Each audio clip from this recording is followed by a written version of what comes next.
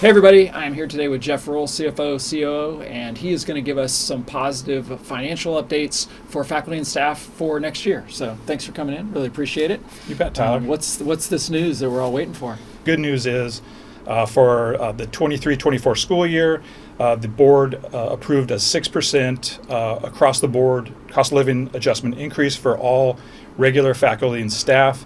That will be regular employees, other stipends and stuff like that will be evaluated at a later date. But the good news is if you're a regular employee, you should expect a nice, healthy increase for next year that will help offset the all the inflation that's been going on lately and all the cost of increased costs and whatnot. So that's really great news. And not only that, but we also, for the fourth year in a row, have absorbed the annual medical premium increases.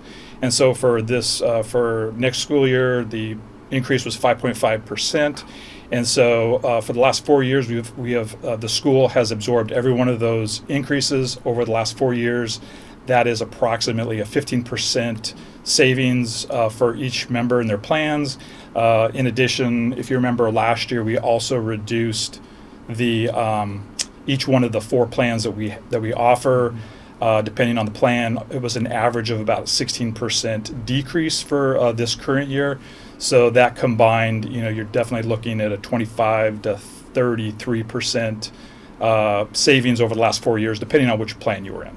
So one of the things that we always want to do is make sure that when you get that cost of living adjustment, that it doesn't get absorbed by other increased costs through our benefits or anything else that we offer. We can't really help out with external forces, gas and whatnot, but definitely for anything that we offer as a benefit, we definitely don't want that encroaching on your annual raise. And so we were able to do that, and hopefully everyone has a good holiday season, knowing that next year will be a lot Sure. better financially. For sure. Well, All right.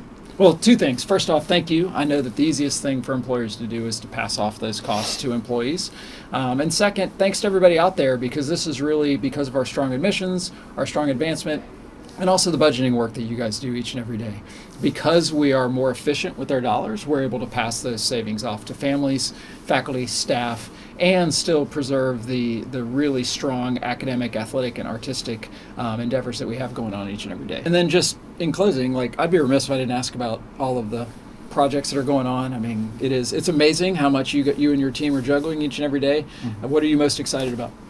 Yeah, no, I think I'll be excited for these projects to be completed. To be perfectly honest with you, they've taken a little bit longer. I think everyone understands the state of construction these days. It is getting better. That is the good news. We are rounding the corner on completing some of these projects, so that's even better news. Melvin and his team, a lot of our contractors that work for us, they've been working really hard. It's a tough environment, but once everyone gets back from the winter holidays, you should see some real good progress. Everyone has seen the landscaping frontage on San Jose. It's really coming along, and it's going to continue to look better and better each week until that project's completed. The ticket booth and entrance walk into the stadium, that should be around in the corner after winter break. The tennis courts are turning out amazing. I think everyone's going to be very excited to have the tennis court use back, and they're going to look outstanding. And then also the Center for Innovation, they have been working on the drain water treatment underground, so they're working on the underground stuff, start getting closer to the foundation, and then once they get to that foundation, we'll start seeing some movement vertically, which will be pretty exciting. Yeah, I hope that our colleagues that are on other campuses that aren't seeing, especially the Center for Innovation work, when you're here for the party, take a look. It's really remarkable. It is a very complex and large building site. Yep. And then we've got stuff going on all the other campuses too. And so essentially, you're excited about wrapping up these projects so that we can take on new projects, right? Something like that.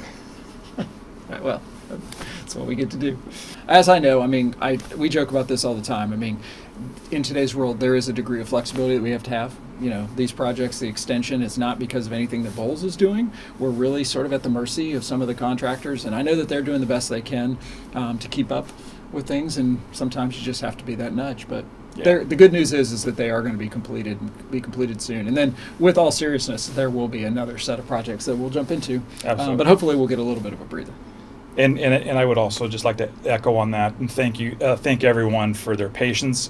These projects have been impactful to a lot of programs and people, and everyone's been really understanding and grateful for what they're going to get back in return.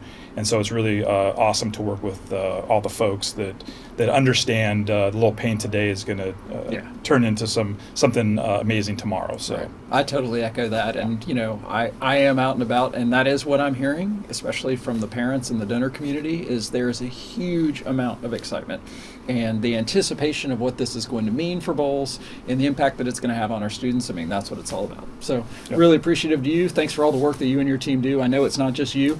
You got an awesome team behind you, and let's just keep on doing it. And thanks to everybody out there for all that you do.